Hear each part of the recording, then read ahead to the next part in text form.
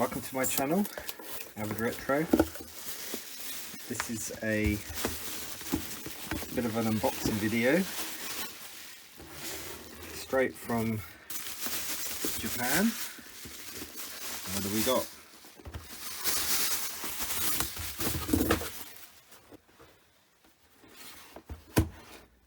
We have a Canon HV20. Got a nice box.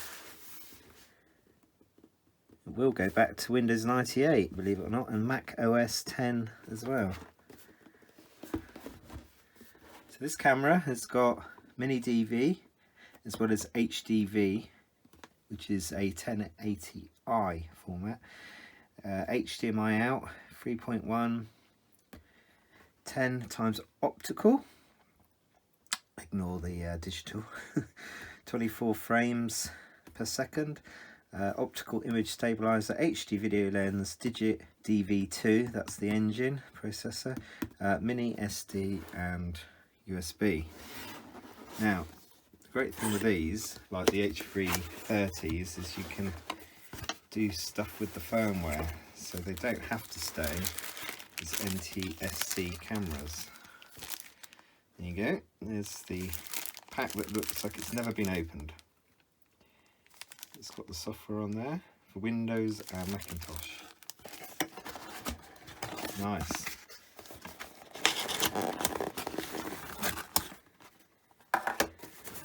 This looks to be the camera.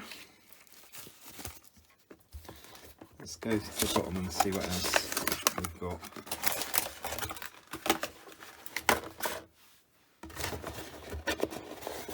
Nicely packed. How complete is it? And we have a rather strange thing here.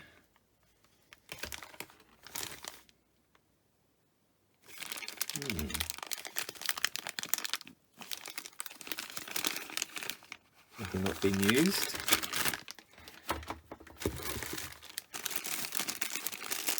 The Japanese standard kind of power supply lead. Good thing is, because these obviously taken on people's travels when they went on holiday, they make the adapters work for all over the world, so 240 volts as well as 100. So that's nice.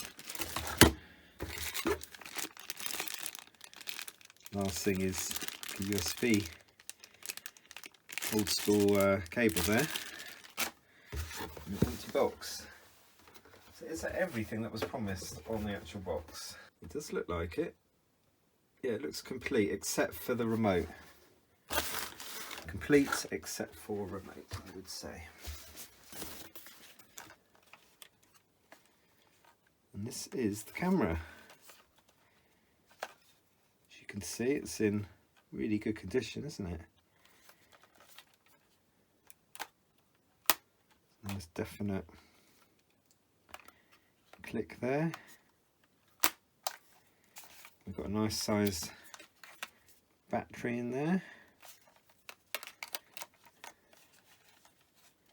Now when you try shipping things like this, if they come with spare batteries, you often find that you can't ship them with the spare batteries, so you have to get them to kind of take the batteries out and discard them, which is a bit of a shame, because they've got a bit of a silly rule where if the battery just fits in like that, then they can ship it to you, which is a bit bizarre really. It's a shame that if you've got extra batteries in the listing, they don't actually just tape over and then put them loose in the box and then ship them to you, but they're not allowed to do that. It's got to be kind of integral to the device.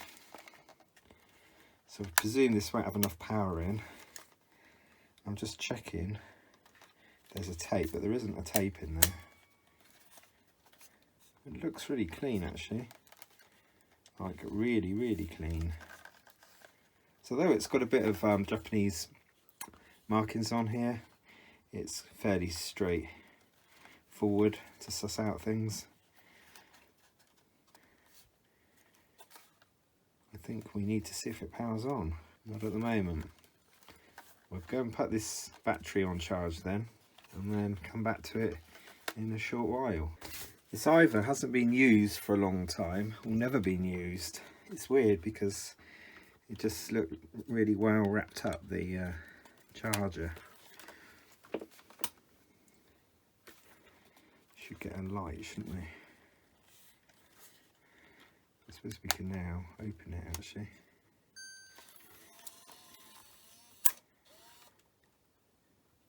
So like I say before, with these cameras, any Canons really, is just to check the little roller there that's actually in place. So that looks okay.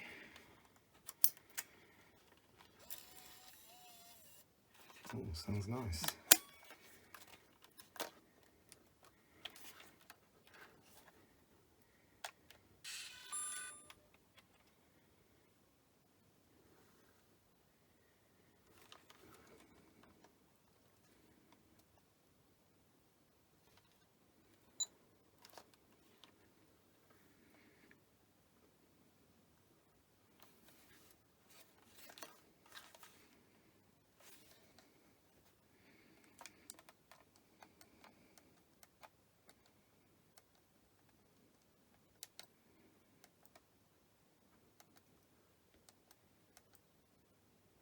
Into playback.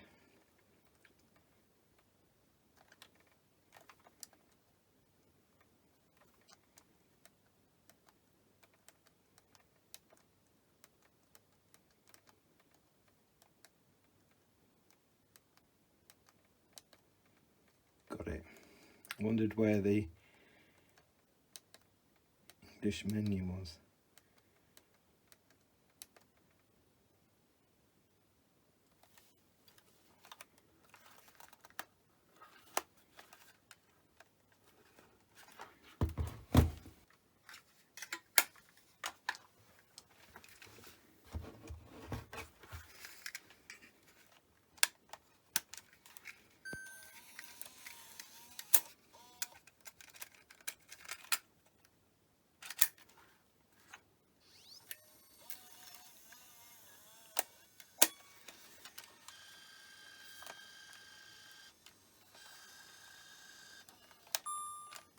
So I'm going to forward this tape on somewhat, if it lets me. The reason why is I don't know if there's something recorded on the beginning about in PAL, so obviously it isn't going to work for PAL at the moment. Yeah, we'll do it with 20 minutes remaining. Should be okay.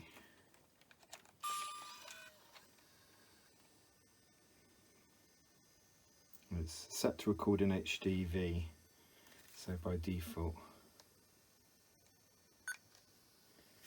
Hello, just testing whether or not this camera, bought as spares or repair from Japan, whether or not it works.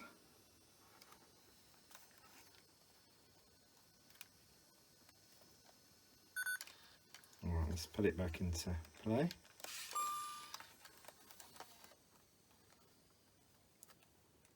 And rewind.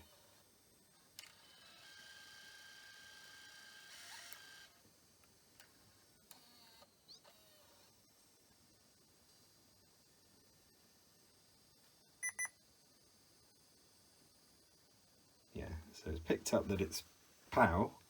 Someone's recorded this whole tape in PAL, probably to blank over what they had on it before.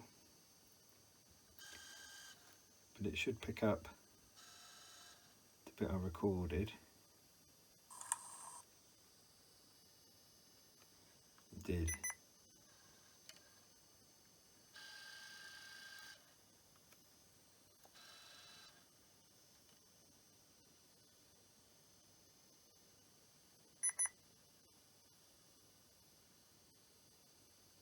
Testing whether or not this camera, bought as spares or repair from Japan, whether or not it works.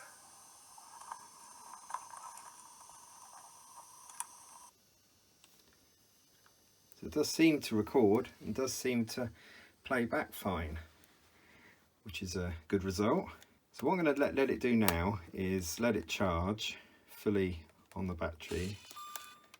Now if this battery doesn't charge, then I do have other batteries that will go in here, so that's not the end of the world. Oh, there's the charge indicator there at the bottom.